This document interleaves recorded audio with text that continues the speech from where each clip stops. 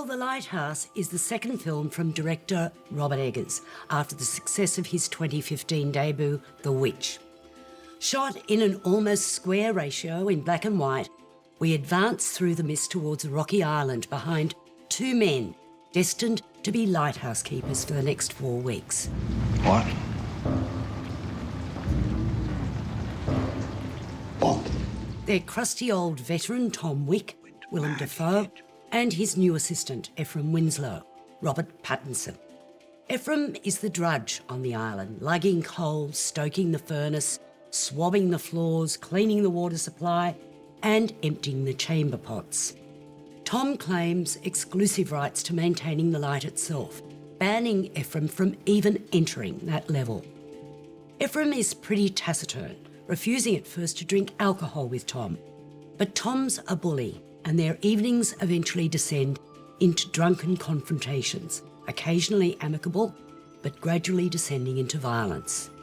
There's also a malevolent seagull and a seductive mermaid who just may be a figment of Ephraim's imagination. This is a strange, claustrophobic film, mesmerising in some ways, but ultimately I felt a bit pointless, a bit too self-consciously austere.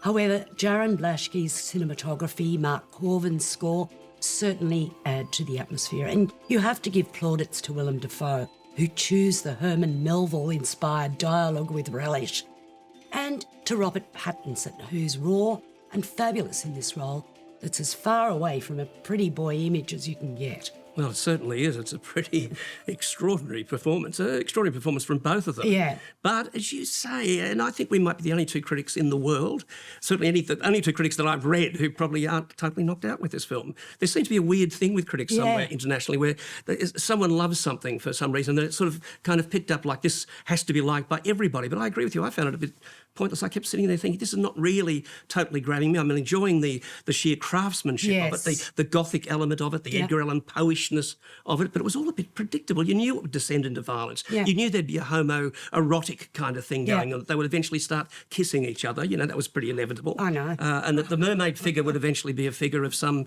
sexual sort of, shall we say, intercourse with one of the characters. But it was all a bit sort of obvious. Also, you know, there is a limit to my tolerance for watching two men scream at one another drunkenly.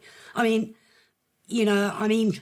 there's just so much of that I can take. And there's a lot of that in this film. There is. And while it's meant to be a sort of gothic horror exercise, it did become just far too shouty.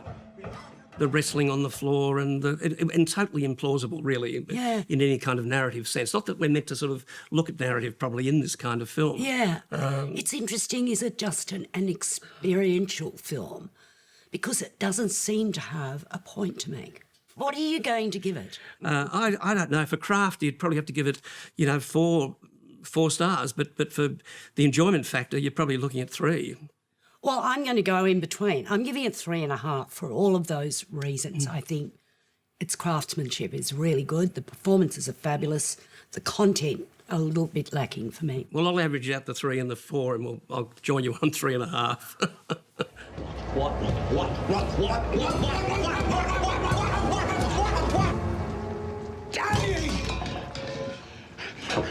Let Neptune strike ye dead, Winslow!